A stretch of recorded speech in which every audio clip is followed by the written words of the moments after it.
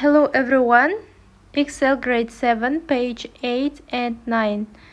Сәлеметсіздер ме, құрметті оқушылар, бүгінгі сабақта 7-ші сыныпқа арналған Excel кітабының 8-ші және 9-ші беттерін өтетін боламыз. Exercise 2, екінші жаттығудан бастаймыз. Бірінші жаттығуда өйткені сіздерге ережелер берілген, ол ережелерді сіздерге мұғалімдеріңіз мектепте түсіндіреді, міндетті түрде. Exercise 2. Complete the gaps with the present simple or the present continuous forms of the verbs. Give reasons. Бұл жерде сіздерге көп нүктенің орнына жақшаның ішінде берілген етістіктерді present simple осы шақ қарапайым немесе present continuous созылмалы осы шақ формасында қою керек етістіктерді. Және не себепті екенін айтады. Көрек. 1. John sometimes plays golf on Sundays. John әр сенбіде кейде гольф ойнайды. Бұл жерде бізде sometimes сөзі қойылғандықтан plays деген present simple'ды қойдық. 2. Anne is reading a book in her room now. Анна өзінің бөлмесінде дәл қазір кітап оқып отыр. Бұл жерде now деген ключевой сөз бар, яғни уақытты білдіретін қазір деген. Аннаның дәл қазір не істеп жатқандығын айтқан. Сондықтан да present continuous'ты қолдандық. 3. Do you like collecting stamps? Саған маркаларды жинаған ұнайма? Like сөзі бізде күйді білдіретін етістік болғандықтан, ол міндетті түрде тек қана present simple'да ғана қолданылады. Present continuous формасы болмайды. 4. Jen and Bill are going kart racing tonight. Jen мен Bill бүгін түнде картингке барады. 5. Susie's class starts at 4 p.m. Сюзидің сабағы сағат 4-те басталады. 6. Adrian wants to buy a new pair of sports shoes. Адриан спорттық аяқ киім сатып алғысы келеді. 7. Are you flying to New York next month? Сен Нью-Йоркке келесі айда ұшасың ба? Exercise 3. Put the verbs in brackets into the present simple or the present continuous. Бұл жерде сіздерге жақшаның ішінде етістіктер берілген. Дәл манағыдай present simple формасында немесе present continuous созылмалы осы шақ формасында қоюымыз керек етістіктерді. Hi Suzy. Сәлем Suzy. Thanks for your email. Хатыңа рахмет. I'm very busy today. Менің бүгін қолым бос емес. My little brother is having a fancy dress party for his birthday tomorrow. Менің інімнің ертең вечеринкасы болғалы жатыр. Туған күніне орай. So mom is tidying the house and I'm making my brother's costume. Анам үйді тазалап жатыр, ал мен інімнің костюмын дайындап жатырмын. He wants to be a pirate. Ол пират болғысы келеді. Well, I must go now. Енді қазір кетуім керек. Dad needs some help in the kitchen. Әкеме ас үйде көмектесуім қажет. My mom doesn't like baking, so my dad is making the cake for the party. Анам тамақ пісіргенді аса ұнатпайды, сондықтан да менің әкем вечеринкаға арнап торт пісіріп жатыр, кешке арнап. Talk to you later. Кейінірек сөйлесерміз. Do you want to come to the party? Let me know. Кешке келгің келе ме? Яғни вечеринкаға келгің келе ме деп сұрап жатыр. Маған хабарын айт. Exercise 4. Read the theory, then choose the correct item. Теорияны оқы. Сіздерге теоремні жоғары жағында берілген, соны оқып және дұрыс жауабын қоюымыз қажет. The police are on their way. Полиция жолда келе жатыр. Physics is my favorite school subject. Физика менің сүйікті пәнім. 3. Your news is very interesting. Сенің жаңалығың өте қызық. 4. Your trousers are dirty. Сенің шалбарың лас. 5. Darts is my favorite game. 5. Dart деген менің сүйікті ойыным.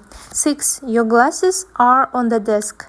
Сенің очкиің партаның үстінде. 7. Where is the money? Ақша қайда? 8. The shorts are in the washing machine. Шорты кір жуатын машинаның ішінде. 9. Family is very precious to me. Отбасы мен үшін өте құнды. 10. There are people outside the stadium. Стадионның сыртында адамдар бар. Next page, page 9. Exercise 6. Fill in the correct comparative forms. Жоғары жақта сіздерде ереже берілген сын есімнің салыстырмалы, comparative дегеніміз салыстырмалы шырай, superlative күшейтпелі шырай. 6-шы жаттығуда сіздерге салыстырмалы формасында қою керек сын есімдерді. 1. Those earrings are nicer than these ones.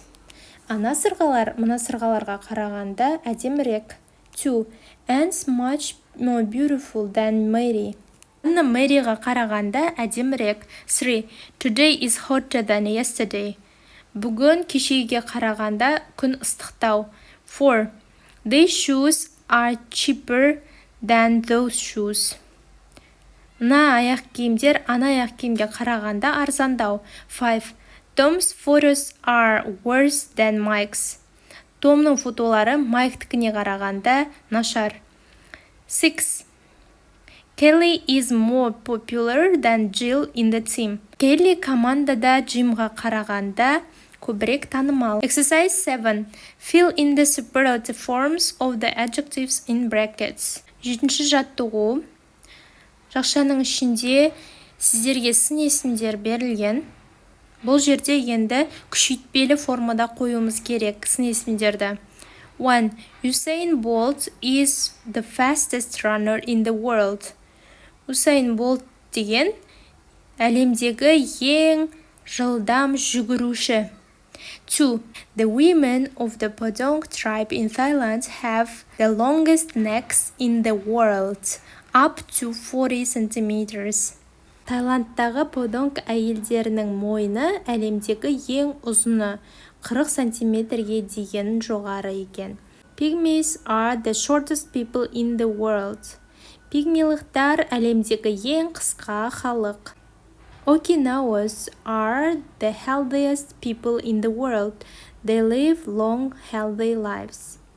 Окинауалықтар әлемдегі ең дені сау халық. Олар ұзақ өмір сүреді. Exercise 9. Read the theory. Are there similar structures in your language? 9-шы жаттығу теория берілген, сіздерде соны оқимыз, және осындай теория қазақ тілінде бар ма дейді, осыған ұқсайтын. We use to plus adjective to show that something is more than we want. Sam is too shy to speak to people he doesn't know. Қараңыздар, егер to плюс сын есім келетін болса, онда біз қазақшаға оны тым деп аударсақ болады. Мысалы, Сэм өзі танымайтын адамдарға сөйлеген кезде ол тым ұялшақ. Яғни to деген сөзден кейін бізде қандай деген сұраққа жауап беретін сөз келсе, яғни сын есім келсе, онда тым деп аудара берсеңіздер болады.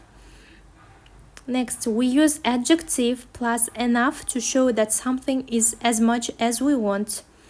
Егер де сын есімге enough сөзі қосылса, онда ол нәрсе біздің ойымыздағыдай, біз қалағандай дәрежеде деген сөз. Мысалы, she is good enough to win the tournament. Ол турнирде жеңу үшін айтарлықтай жақсы дейді. Enough сөзі бұл жерде сын есімнен кейін келеді. Орындарын қарап алыңыздар, және ол айтарлықтай деген мағынаны білдіреді. Exercise 10. Complete the sentences using to or enough and the adjectives in brackets. 10-шы жаттығу. Жақшаның ішінде берілген сын есімдерді қолдана отырып, сөйлемдерді to немесе enough сөздермен толықтыру қажет. Sam is clever enough to win the contest. Sam конкурсты жеңу үшін айтарлықтай ақылды. 2. This dress is too small for me. Have you got it in a bigger size? Мына көйлек маған тым кішкентай. Үлкенірек размері бар ма? 3. Maria isn't old enough to do archery. She is 4 years old. Мария садақ ату үшін үлкен емес. Оның жасы 4-те. 4. The dance lessons are too expensive for me. I can't afford them. Би сабақтары мен үшін тым қымбат. Оны өзіме рұқсат бере алмаймын. 5. He is too tired to go ice skating. Ол конькиге баруға тым шаршап тұр. Exercise 11. 11-ші жаттығу. In 3 minutes, revise the use of English structures in Unit 1B. Make sentences using them. Tell your partner. 3 минуттың ішінде сіздерге Use of English 1B-да берілген мына жердегі ереже бойынша сөйлемдер құрау керек. Және соны досыңа айтып бер. Бұлай құрасаңыздар болады. My father's car much faster than our neighbor's car. 2. I want to become as famous as Kairat Nurtas. 3. Photography is much easier than gardening. 4. My father is the cleverest of all. 5. I'm much heavier than my friend. 6. Arujан is the cleverest of all in our class. Аружан біздің сыныптағы ең ақылды қыз. Немесе осы жерде Аружанның орнына басқа есімді қойсаңыздар болады. 7. Grandfather of Janibek is much older than my grandfather. Жанбектің атасы менің атама қарағанда үлкенірек. 8. This place is much safer than that one. Ержан is taller than Нұрасыл. Ержан Нұрасылға қарағанда ұзынырақ. 10. This house is much cleaner than that house. Бұл үй ана үйге қарағанда тазарақ. Мінекей балалар, сіздермен бүгін 8-9 беттерді аяқтадық. Егер видео пайдалы болған болса, лайк басып, достарыңызбен бөлісуді ұмытпаңыздар.